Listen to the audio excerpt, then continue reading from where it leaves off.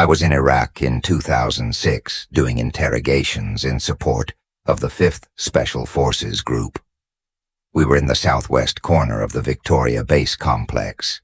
This was the area they called the Radwan Palace Complex, because of the absurd number of palaces and other luxurious residential complexes used by Saddam and the Iraqi ruling elite. Our job was to interrogate high-value individuals. This meant we had priority for anyone who was considered to be long-term, but the reality was quite disappointing. It all turned out to be quite routine, and even boring, and by then everyone had accepted that there were no stockpiles of weapons of mass destruction. At the same time, Iraqis were starting to turn on each other. This happened after the attack on the Golden Mosque, which basically triggered the Iraqi civil war, but this story is not about that. We were looking for a place where we could have an isolated facility for our high-value detainees, where they could not interact with each other or the general population who was in one of the larger detention centers. This was when Croper and Abu were still active. We found a couple of small buildings that looked adequate with high walls and enough room for about 20 closet-sized cells. One of the places we visited was a brick building in the middle of a grove. I use the term grove loosely, since nothing in Iraq can be considered a forest in the same sense as in Washington State or Yellowstone. This was just a group of trees in the middle of the N. Every night you would see large swarms of bats coming out of the trees from the south. They would fly over the large lake in front of the Radwan palaces and eat the insects. The water was pretty stagnant anyway. Grove had a small gray building in the center.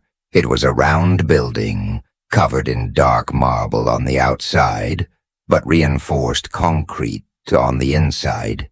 It had a heavy metal gate, hidden behind a thick wooden door.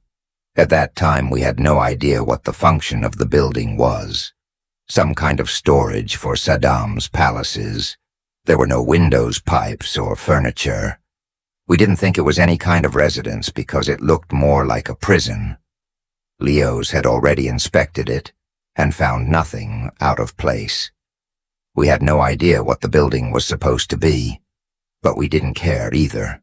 So we said we brought a bunch of plywood and started setting it up. We ended up with a big circular room where the guards could hang out, and a second room where we write our reports. It took us about 2 weeks to set it all up, and then the Special Forces started bringing in detainees. As I mentioned, was a boring job. It was a difficult time to be in Iraq because violence was breaking out, and no one knew what was going on. Our soldiers were not trained as investigators, so they tended to stop anyone who looked suspicious and bring them in for questioning. For example, if a bomb went off, they would stop everyone who was on the street and take them away. Their philosophy was that they were too busy to worry about who was really guilty, and that the intelligence services would solve everything. We also had an Iraqi Special Operations Forces team that was supposed to be really good looking back. I bet they were basically a Shia hit squad who attacked the Sunni bishops of the Ancien regime, who they wanted to disappear everything in Iraq. It was a gang, or a mafia, or something like that. We didn't care, because at that point, they were on our side, and that was enough for us. So we had been basically a week running this place, when the Iraqi SOF brought in an arrestee. I don't remember his name, and it's not important. They accused him of being a high-level bassist in Saddam's government, and he had been a fugitive since the original invasion by this point. We were all pretty fed up. Saying someone was part of the Ba'ath regime didn't really mean anything. You could throw a rock in Baghdad, and it would probably hit a former bassist of the regime. I'm going to call him Haji. They brought Haji in, blindfolded, which was standard for transporting detainees. The guards led him, still blindfolded, to the rooms where they took his photo, his fingerprints, and all that. Then they took him to the interrogation room. I call it room, because it's the generic term that Army interrogators use to refer to any space of interrogation. We simply say, I'm going to the living room, or something like that. This particular room was a small space with marble floors and tiles on the walls. Basically, everything in these luxurious palaces was covered in mosaics. Anyway, they bring to AG to the room with Sergeant Smith. I'm not going to use his real name for obvious reasons, but suffice it to know that he was an E6 transferred from the infantry. I didn't have much idea what he did at the time. Nobody really knew what he was doing. But he was worse than most. They had paid him a good sum to reclassify in the 35 meter, because they were trying to expand the MOs. And we were short on NCOs. Sergeant Smith was very good at leading teams, training in weapons, being accountable, and doing everything expected of an infantry NCO. But he was a mess when it came to anything related to military intelligence. So we used him as an administrator, and as an investigator. Sergeant Smith's job was to ask the detainee some basic questions like his name, religion, birthplace, etc. It was basic information that anyone should be able to answer, no problems. Once we had that information, assign it to Sergeant Smith. As for real interrogations, anyway, Haji comes in, and they take off his blindfold. He looks around the room and sees the tiles on the walls, and the guy starts screaming. I mean screaming. I've never heard anything like that. He goes crazy. Sergeant Smith doesn't know what to do. He hasn't even asked a question yet, but the guy keeps screaming, kicking and writhing, to the point that we think he's going to hurt himself. Eventually we have to cancel the interrogation, and the guards drag him out of the room. Of course, this unleashes a total mess. I should mention this was after Abu Ghraib, so everyone was very worried about possible abuse allegations. When they hear that a detainee is screaming at the top of his lungs, everyone from the guard commander to the general commander of the VBC wants to know what happened. Sergeant Smith. The guards and observers have to make sworn statements stating that there was no misconduct. Sergeant Smith did not touch the guy, or even talk to him. Like I said, he just looked at the walls and lost his mind. Finally, Haji calmed down, and we tried again the next day. We had to take him to Cropper, because he was going crazy in that building. Cropper's interrogators let Sergeant Smith in again, and this time the guy is willing to talk. He claims he was a high-ranking police officer in Saddam's regime, and that he knew that building was something called the Hole. He had been there before, and he knew that anyone who went into the hole never came out. When he saw what room he was in, he thought we were going to kill him, so we go back and ask the guards if they have seen anything strange. We started to think this was a sort of execution chamber, so there could be evidence of human rights abuses or murders that we could use against Saddam. This was still 2006. So, Saddam's trial was ongoing. He wasn't executed until December. Some of the guards in the round office tell us the floor tiles are loose. Okay, great. Now we have to call Seed to look for human remains or something. But Sergeant Smith doesn't want to wait. He thinks he's cool and wants to do it all himself. So he starts pulling up the tiles, and we discover there's a false floor with how many layers of plywood covering a hole. And this was fairly recent, definitely installed in the last few years. We're thinking at this point that someone tried to cover up a mass grave or something during the invasion, and they hoped the Americans would never find it.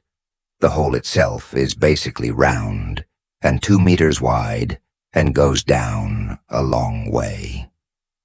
Literally, the first thing Sergeant Smith does is break a chemical light and drop it down the hole. It falls so far down. We can't see the light. There's no splash or echo or anything. It just falls until the light disappears. So we throw some bricks and other things in there, and you don't hear any sound. Sergeant Smith is determined to solve this. This was before smartphones had high-quality cameras, and we didn't have any cameras on hand that we could lower down on a rope or anything. But Sergeant Smith went to Pathfinder school, and he's very proud of it. He knows how to rappel, and he's a certified expert in handling rope equipment. So he grabs a fairly long rope from the Humvee.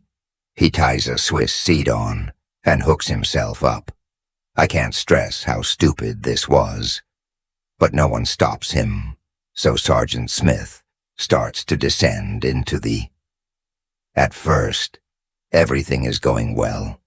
He talks to us and tells us that it is cold in the hole, but that he cannot see or smell anything. The rope is at least 30 met long and is tied to the outer hook of the Humvee, so we don't imagine that it will run out suddenly. We have a soldier sitting on the Humvee in case we need to get him out. Sergeant Smith quickly continues going down and shouts to us that he is breaking out another chemical light. So we waited about 3 seconds, and then he starts screaming.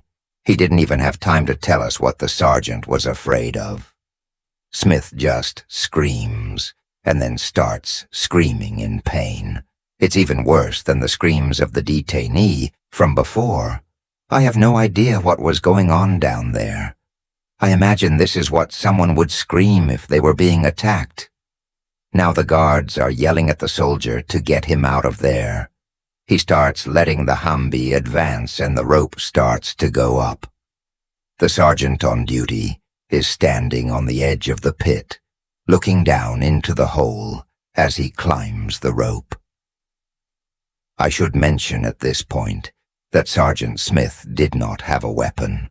None of the interrogators had one. The guards had batons, but the only weapon allowed in the facility was an M9 carried by the sergeant on duty. The other weapons were locked, so everyone is screaming, and the Sergeant Smith is screaming in the hole, and the rope is going up, but not fast enough. So Sergeant Guard pulls out his gun and fires 3 shots into the hole. Everything stops. Most people underestimate how loud a gunshot is, especially in a small concrete room like that. We can't hear anything.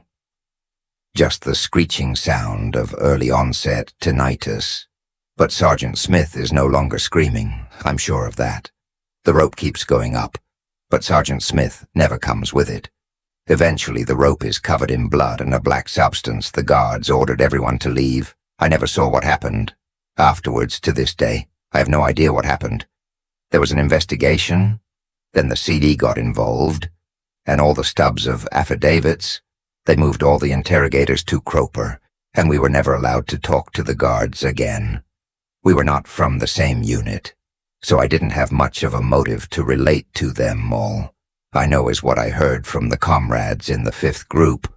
The Army brought explosives and made a controlled detonation that destroyed the entire building. They paved it with a concrete slab and installed a fence around the place. There were signs telling people not to enter the area because the bats were rabid. I never knew what happened to Sergeant Smith. I never saw a copy of the investigation or any official determination of the cause of death. Later I looked up his obituary and saw that it was attributed to a mortar attack, the kind of random thing that could hit anyone for no reason.